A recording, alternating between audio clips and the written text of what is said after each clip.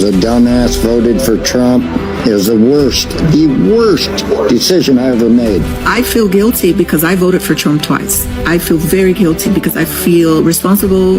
That's why he's still running. So that I have been a Trump supporter, and I can no longer say that I am Maga. I regret my vote for Trump. I voted for Trump. I'm done. I am I need more resilience in me. I never thought I was going to lose this much money, this fast. Sharita White, a 37-year-old black mother from Northeast Philadelphia, had a rough few years. Job loss, grief, raising a chronically ill son on dwindling pandemic checks. When inflation hit, she says, when Trump was in the chair, black people was up. She told Today, explained last fall. So in November 2024, she voted for Trump, a move echoing through swing black and Latino communities. By spring, her hope had turned to disillusion.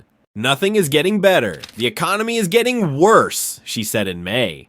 Black voter support for Trump dropped, approximately 9%, Latino by 13%, young voters by 23%.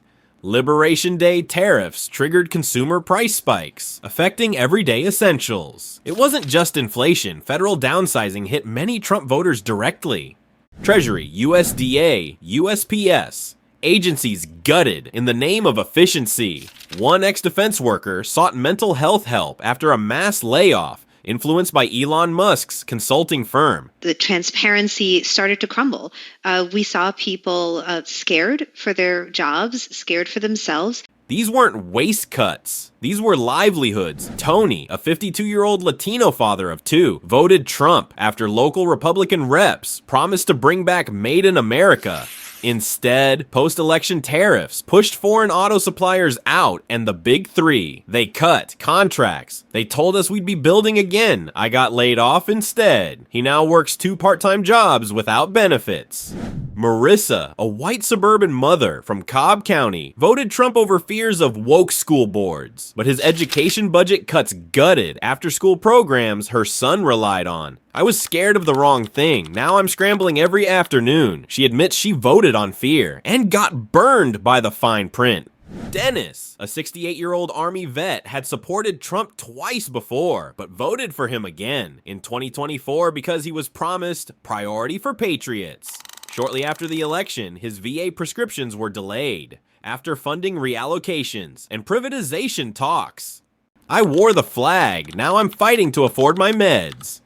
He now says his loyalty was used, then tossed aside. Sharita's regret isn't isolated, it's echoing nationwide. He has lived in Florida for more than half his life and worked for the same construction job for many decades. Every day that goes without him here is a day lost forever.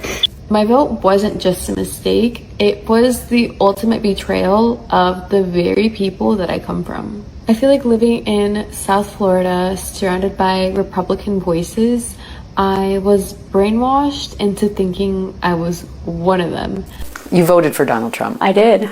Do you regret that vote? Yes, I do. To cut the knees out of the working class Americans just doesn't make sense to me. I expected more from President Donald Trump. Would you still have supported him? I'm not sure that I would have. The way that it's been done, I'm for balancing the budget, that type of thing, but not in this context. It's just not right. In 2 weeks, I'm done. You want to talk about regretting your vote? I never thought I'd say that, but I regret my vote. I voted for Trump. I voted for Trump, and I regret it now. As a Hispanic, I voted for Donald J. Trump. Dude, I regret it so much, man. I am regretting my vote for Donald Trump. I voted for Donald Trump, and now I regret it. A lot of people who were like me voted for Trump and have to account for that. From suburban Georgia to swing state Michigan to Arizona's veterans, Trump's comeback campaign is facing a blowback. I just see things not getting better. This isn't a one-off. This is political tectonics, shifting beneath the 2024 vote. Disillusioned swing voters, broken promises, a base that feels betrayed. What happens when voters no longer believe the person they gave a second chance?